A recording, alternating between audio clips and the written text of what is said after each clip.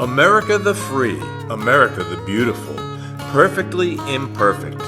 Let's take a road trip and turn up the music, which, as the philosopher said, gives soul to the universe, wings to the mind, flight to the imagination, and life to everything. I'm Don Wall. Welcome to Stories with a Beat.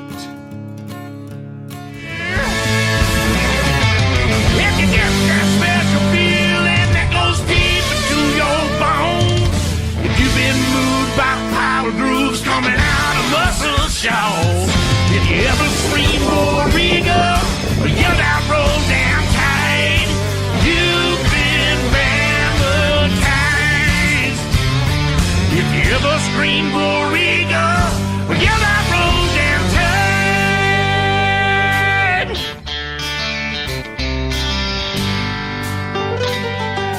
you've been baptized.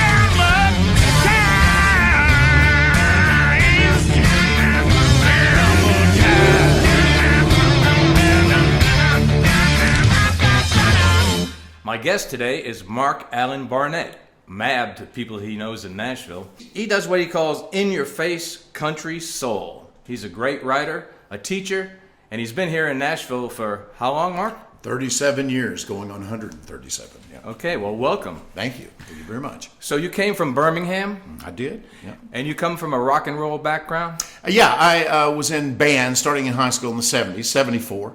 And I grew up kind of emulating the Eagles and then Kiss. And then a little later on, be Boston and those kind of bands. In the 80s, I was in a band, 24 Karat, that was the Loverboy Journey rock of the 80s kind of thing. And so I was in the rock business before I moved up here. Did you ever want to do anything besides music?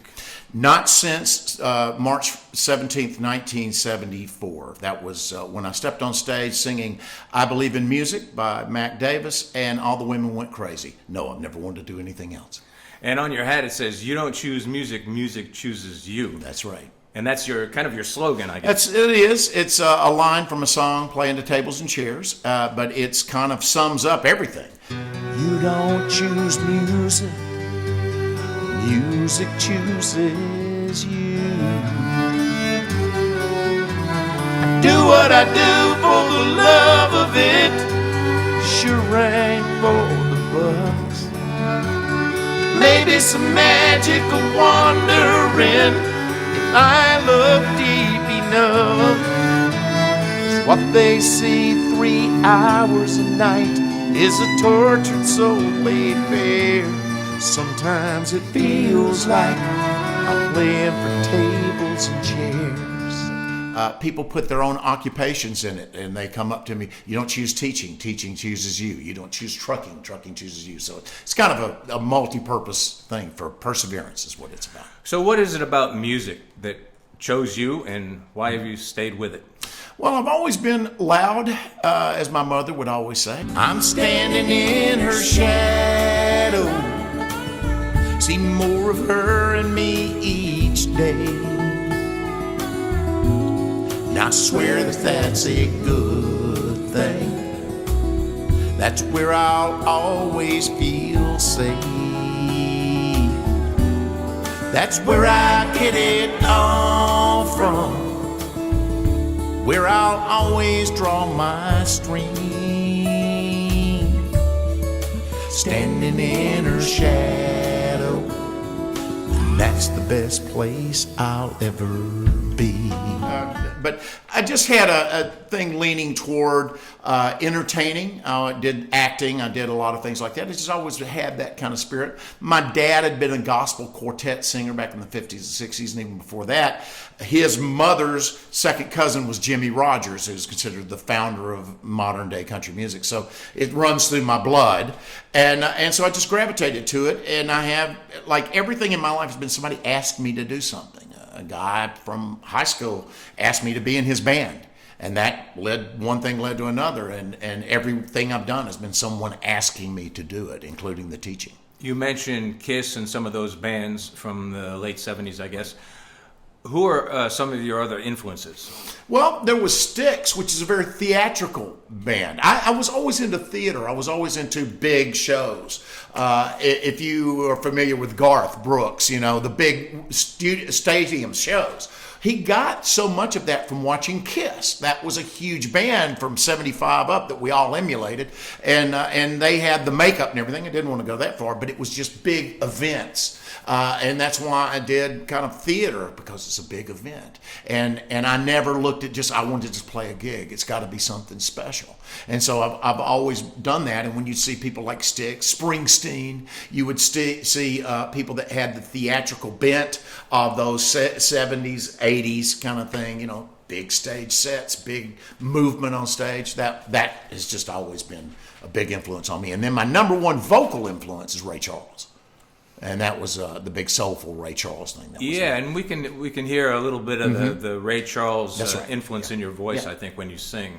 So how did country music get into the picture? Well, music in rock changed right around the later part of the 80s. The band that I had been with for several years, 24 Karat, had kind of dissipated after we won a big battle of the bands, a nationwide battle of the bands.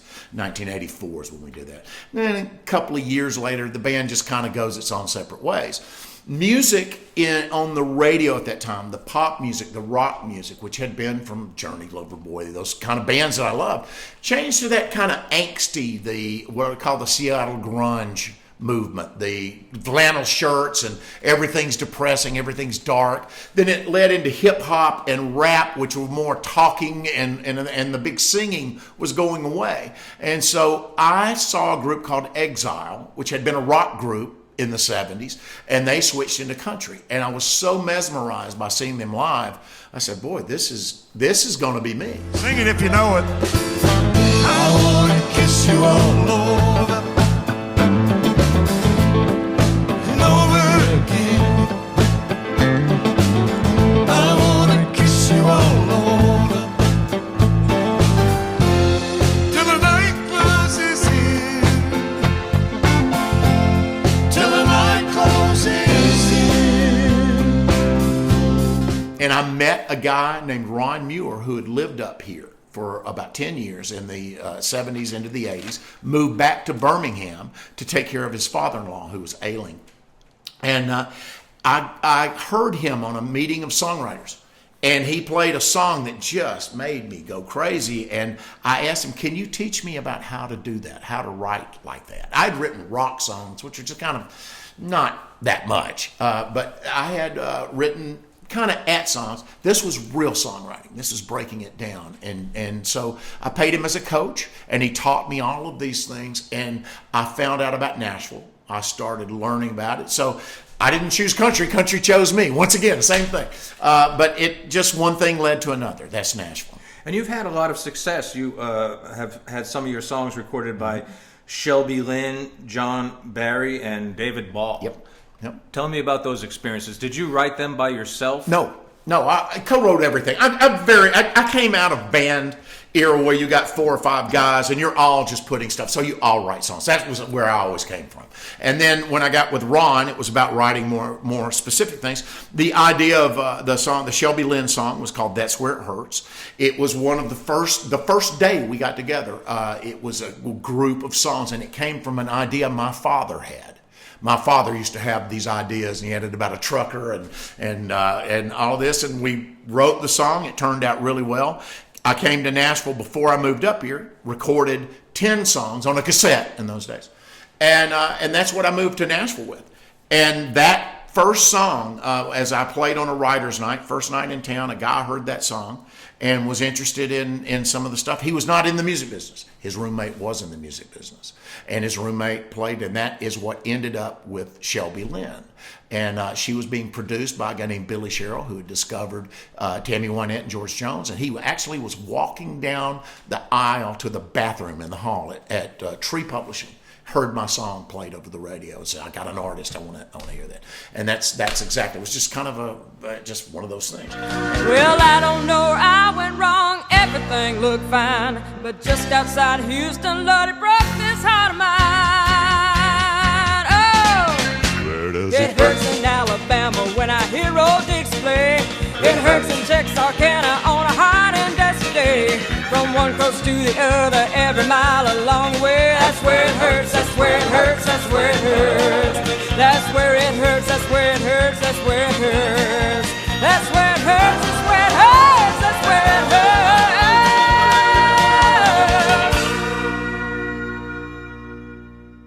And that was That's Where It Hurts. That was used in a Willie Nelson, Chris Christopherson television movie called Another Pair of Aces.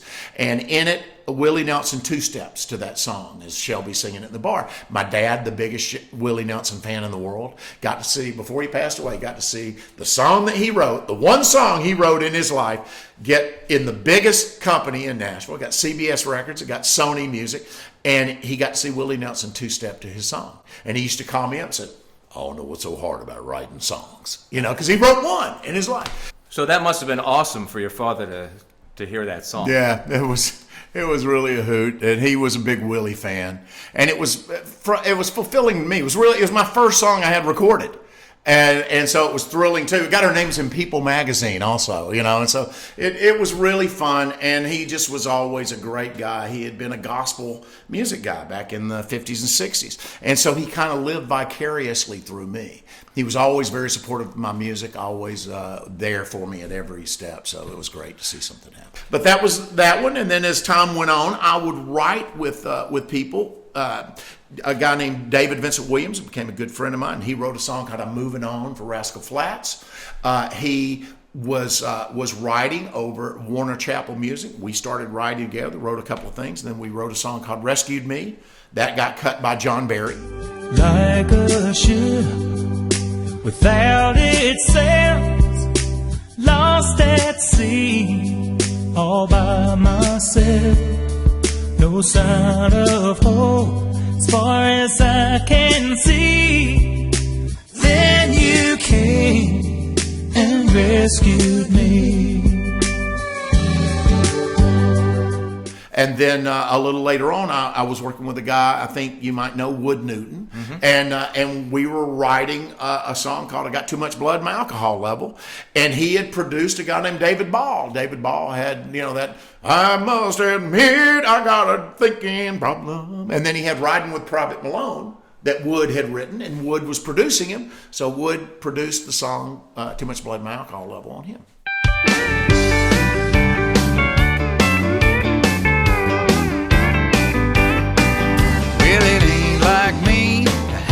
Here, I rarely touch anything stronger than beer. The fact is, I've never been in this bar alone, no. But tonight, my baby's out with somebody new. So in case of any trouble I might get into, you better keep my kids in my campfire home. I got too much blood in my alcohol level. Might as well bring that bottle to the table. I ain't gonna stop till I get the mixture right. I'm gonna drink that girl right off from my mind till I'm one shot short of being for the line. I got too much blood in my alcohol level tonight. So when you got to Nashville and you had pretty good success pretty early on. Yep, very early. Now I've heard this before from a lot of people. Right. They kind of fall off the turnip truck, and all of a sudden they're having a nice bit of success, and then crickets. Yeah. Yeah. Did that happen for you? Oh yeah.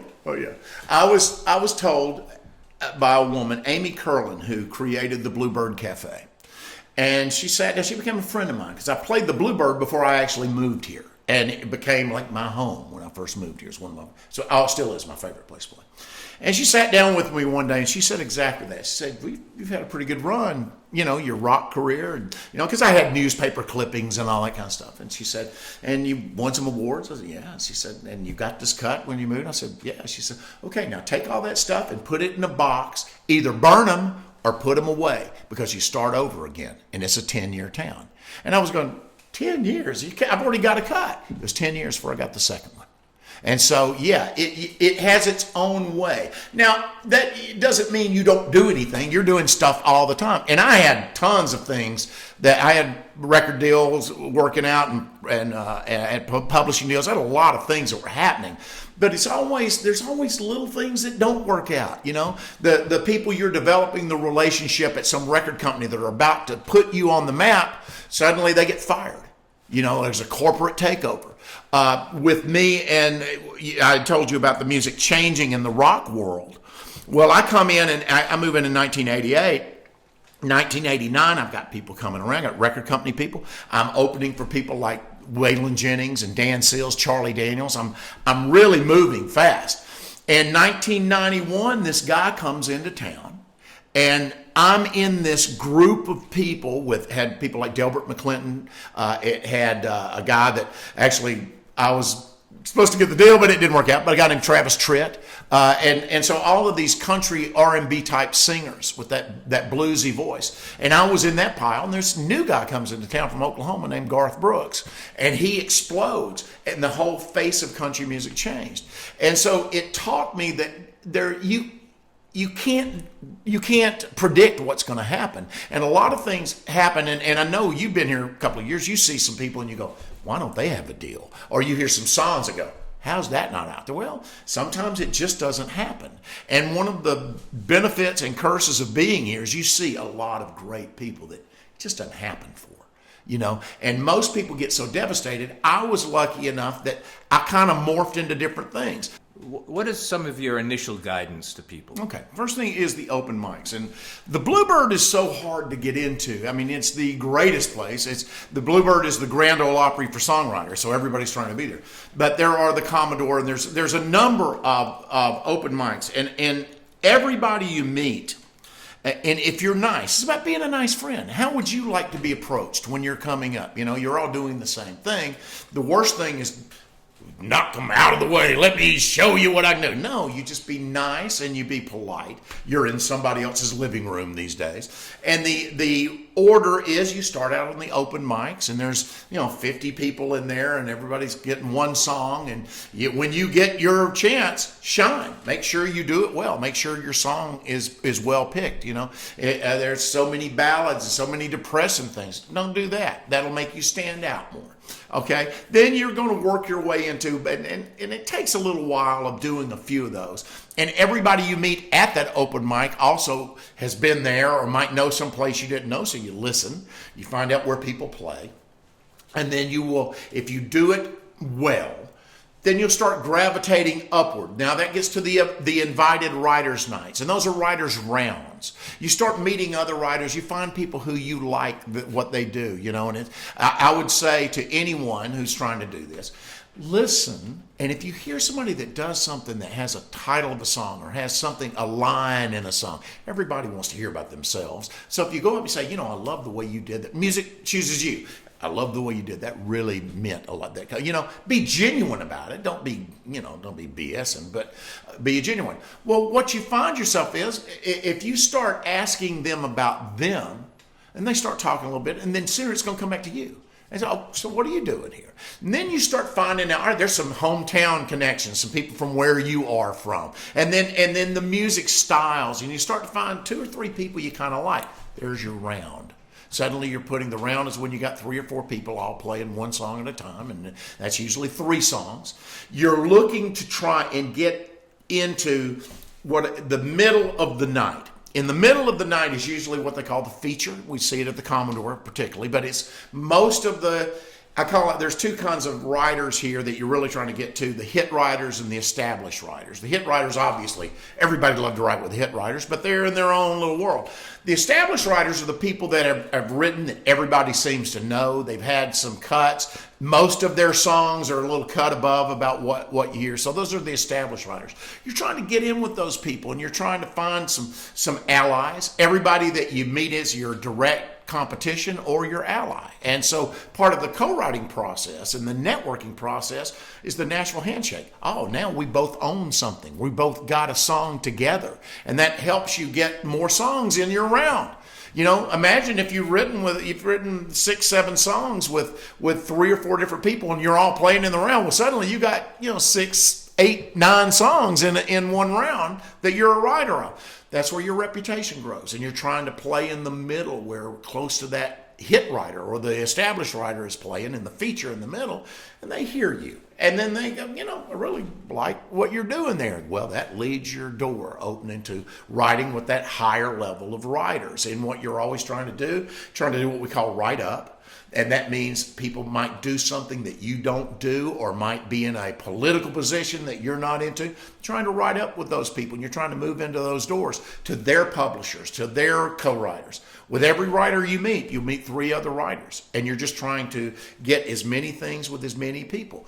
It also provides you different ammunition for what you're trying to do. You're trying to blow a hole in this thing. You're trying to get yourself in there, and it gives you different songwriting types. It gets you different things. You might not think of going in that direction. And somebody says something, or it says a line, and it takes you in a completely different direction, and you go, I never even thought about it like that. There you are. What are we trying to do with our audiences?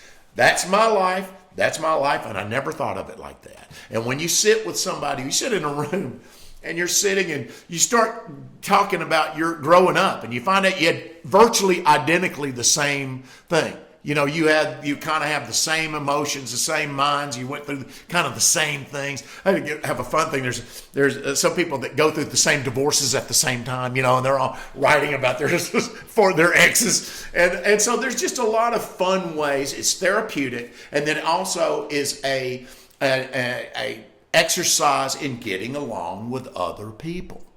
I had this question the other day was, well, what happens when you get into it and it's not working, and I say, well, you can look at it a couple of different ways. You can just beat your head against it, or you can say, okay, I'm going to make it work. I'm going to work harder. I'm going to go deeper into my mind. And so you at least try to get them done. There's something to be said for finishing a song. Because you finish the song and you may never play it, but you might learn something from the writing of that song. Later on down the road, you're writing something else, and something that you either said or some emotion you got in that song. You go, oh, there's something. I'm going to take that piece and put it in here. So you find ways to kind of cannibalize yourself. You'll find moves and grooves.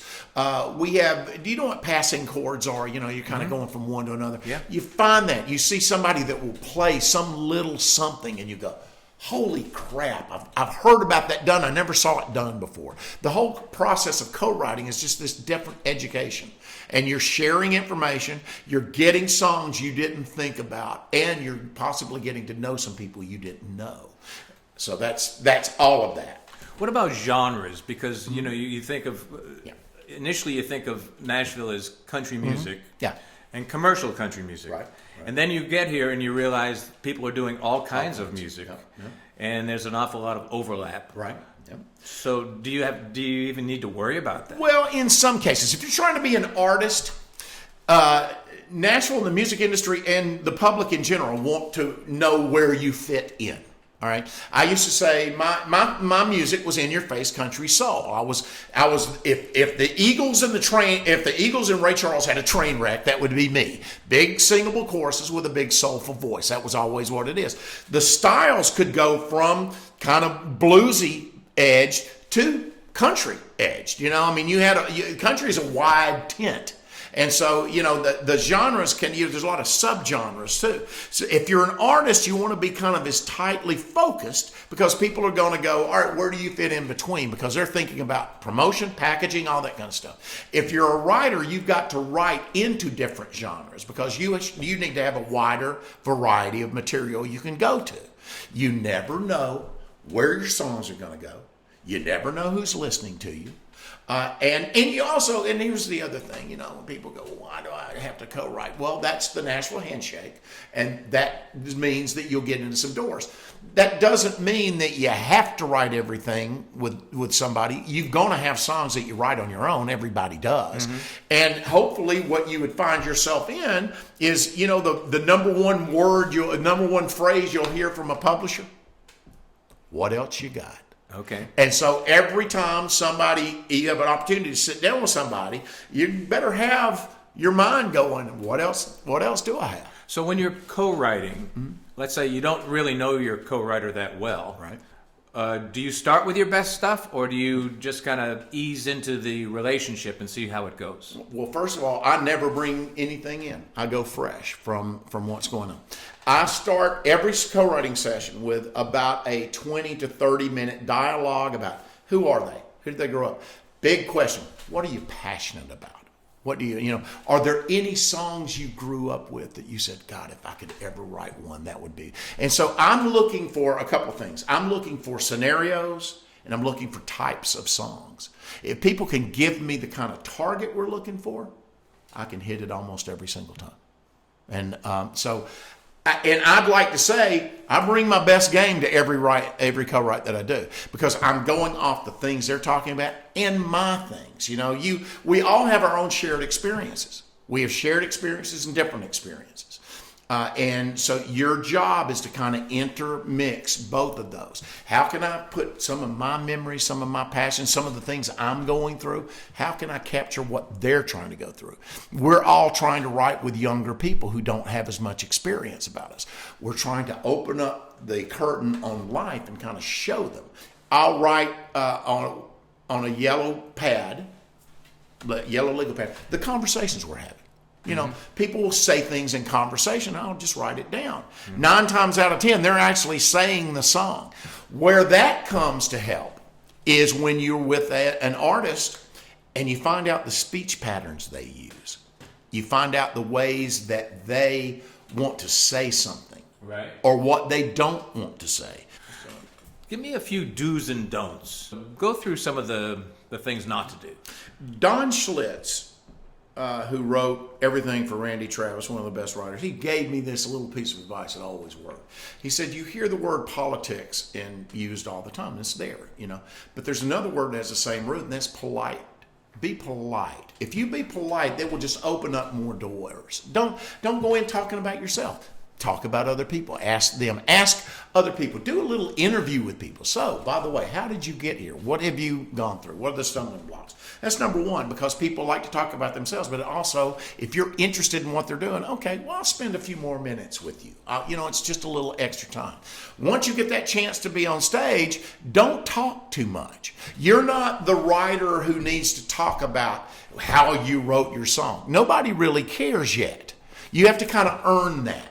And too many writers get up their first time out of the shot. And you know, we have a good friend, Debbie Champion, and she is the writer's night at the end of the night.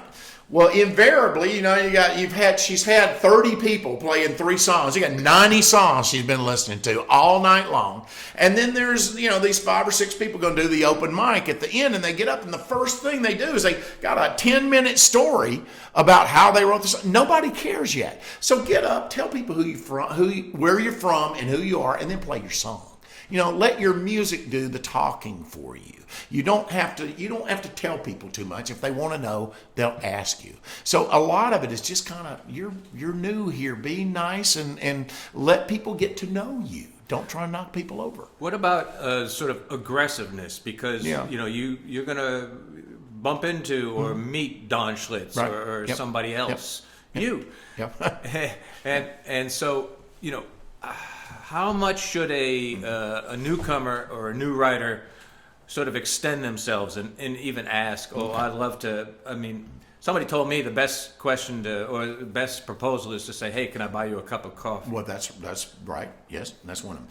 I will use the one word that I want every songwriter to ever remember. This is the one thing. It's called germing.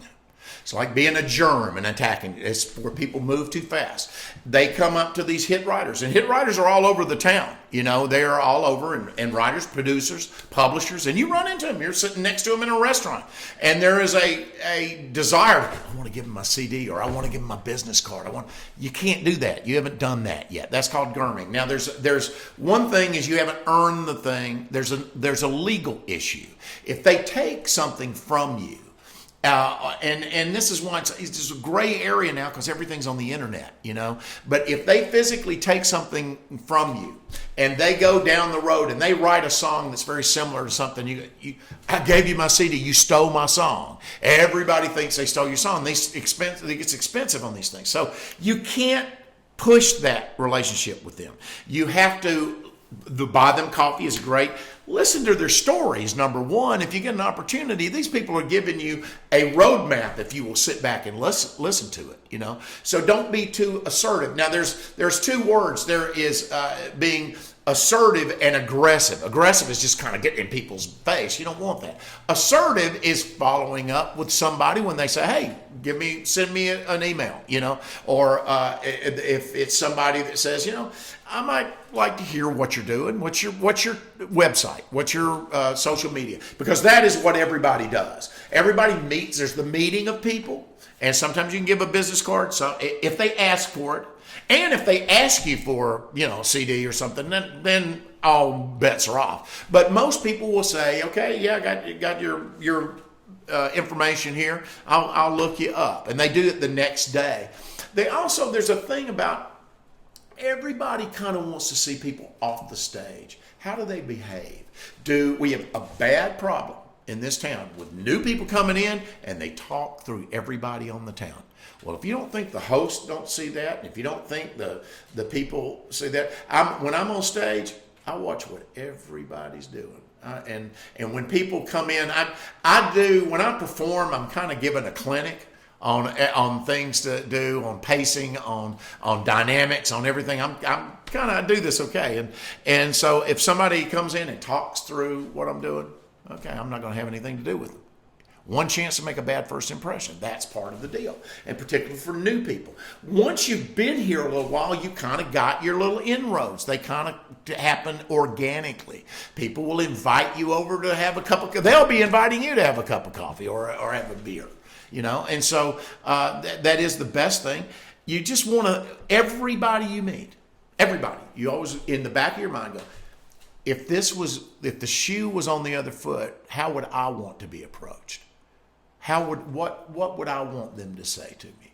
And sooner or later, I'm going to be the older person here, and there's going to be new people to come up. How would I handle that? So if you just flip that all the time, you'll be fine. Now, when we came to Nashville 2 years ago, one of the first things we did was to go to a lot of the opportunities, meetings, pitch to publishers, various things at NSAI.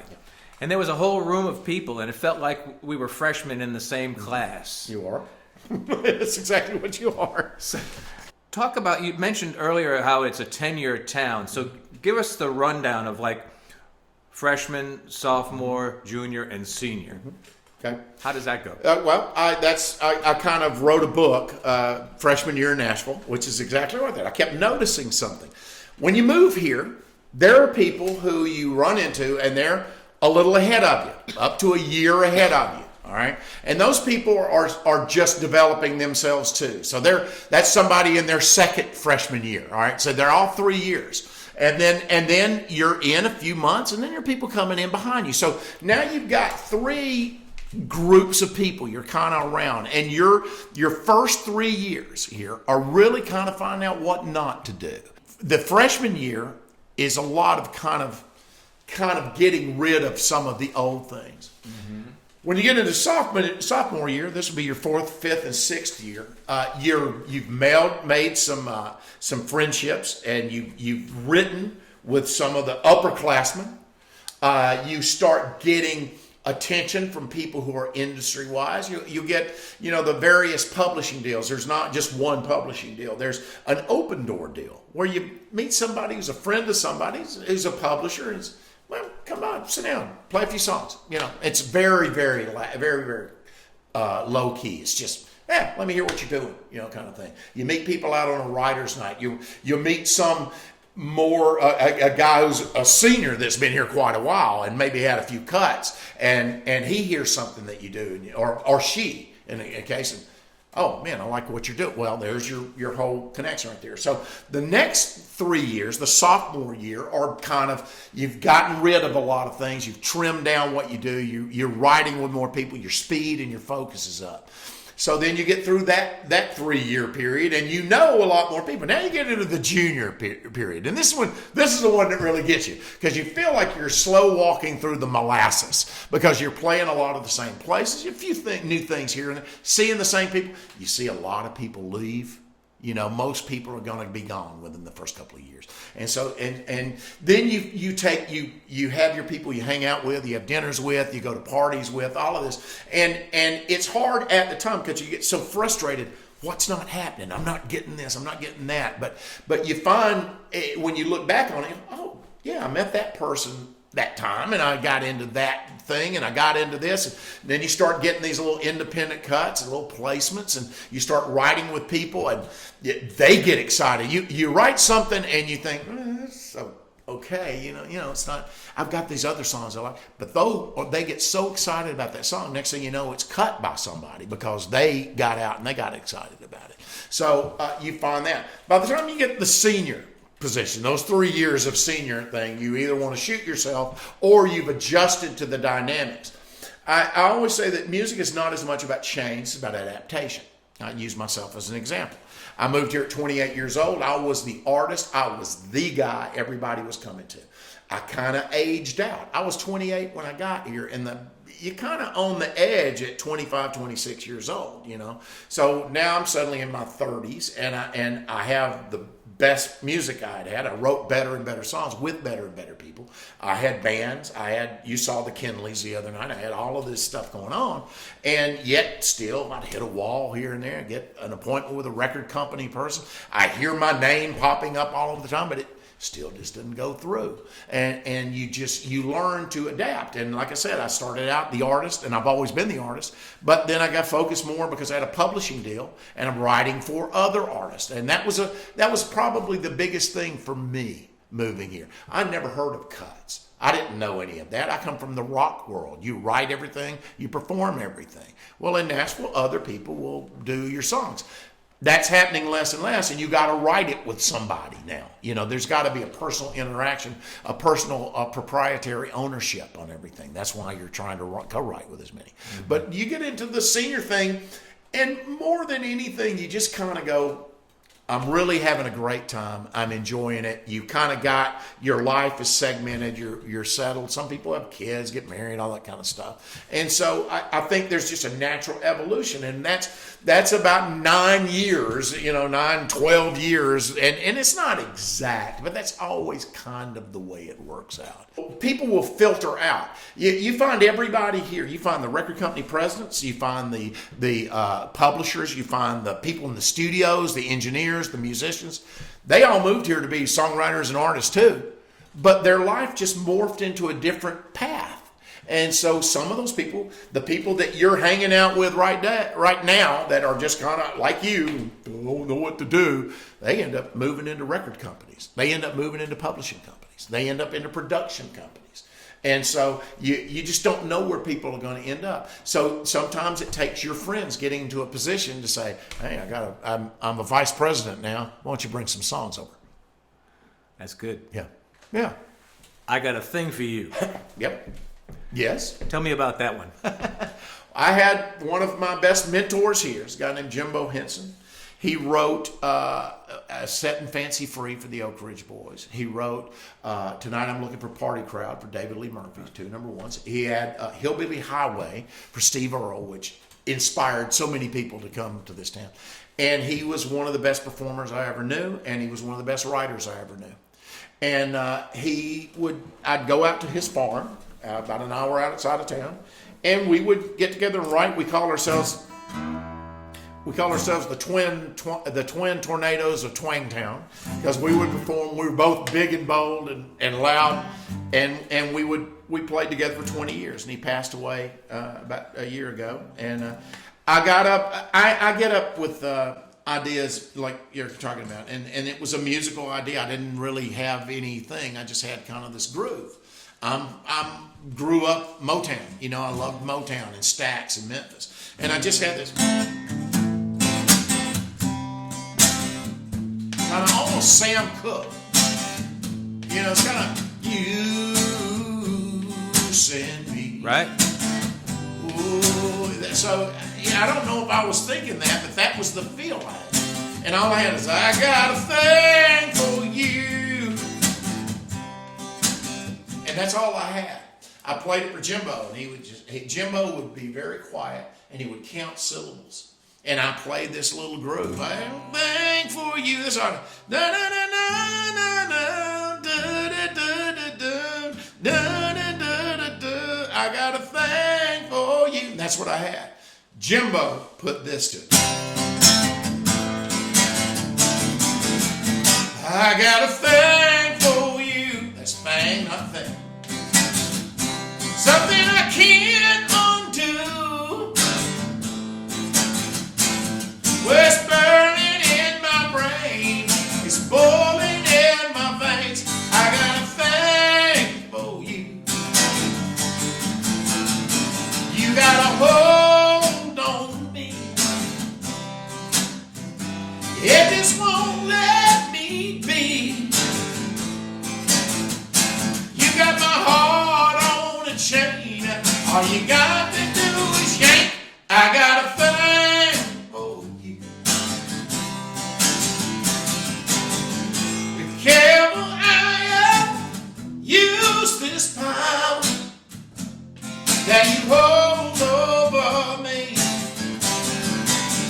'Cause love like this ain't nothing to play with unless you're planning on this. Forget I got a thing for you.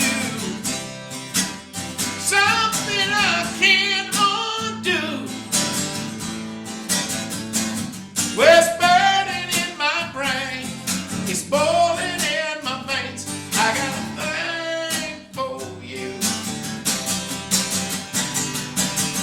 Be careful how you use this power that you hold over me. 'Cause love like this ain't nothing to play with unless you're planning on playing keys. Now right here you got the action pushed almost to the top. You got one more thing you could do. Go to 11, the mod. 'Cause I got a thing for you. Something I can't undo. What's burning in my brain, spoiling in my veins. I got a thing for you. You got a hold on me. It just won't let me be. You got my heart on a chain. All you got to do is yank. I got a thing for you. I got a thing for you. I got a thing for you. I got a thing for you. You got my heart on a chain. All you got to do is yank. I got a thing for you. That's awesome. Okay, well, I can't thank you enough for your time. You've been a wonderful guest, and would you leave us with tables and chairs? Sure. Yes, I will be glad to. This is the song I usually end with. Wrote it with a fellow out in Malibu, California, Stephen J. Fisher, attorney at law. I always have to say that. He'll sue you. He'll sue me. Another night has ended. Crowd is shuffled out. Two guys at the end of the bar throw their last ones down. The smoky haze is lifted. Work lights have come on. Now I'm packing up this old guitar and headed home alone. I do for the love of it sure ain't for the bucks. Maybe some magic wandering if I look deep enough. What they see 3 hours a night is a tortured soul laid bare. Sometimes it feels like I'm playing for tables and chairs. She used to come here with me and hang on every line. Since they were all about her, I had a reason to rhyme. But she couldn't take the lifestyle of this gypsy on the move. You don't choose music, music chooses you. I do what I do for the love of it, sure ain't for the bucks. Maybe some magic wandering if I look deep enough. What they see 3 hours a night is a tortured soul laid bare. Sometimes it feels like I'm playing for tables and chairs. Yeah, we do what we do for the love of it. It sure ain't for the bucks. But maybe some magic wandering if we all look deep enough. What they see 3 hours a night or tortured souls laid bare. Sometimes it feels like we're playing for tables and chairs. Sometimes it feels like we're playing for tables and chairs. Tables and chairs.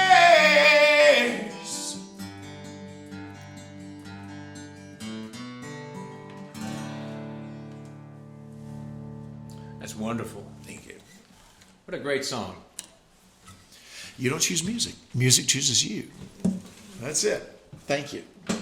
Thank you, Mark. Mark Allen. Thank you. I appreciate it, Don. Thanks a lot. My pleasure. Thanks for watching. I'm Don Wall. Tune in next time for another edition of Stories with a Beat.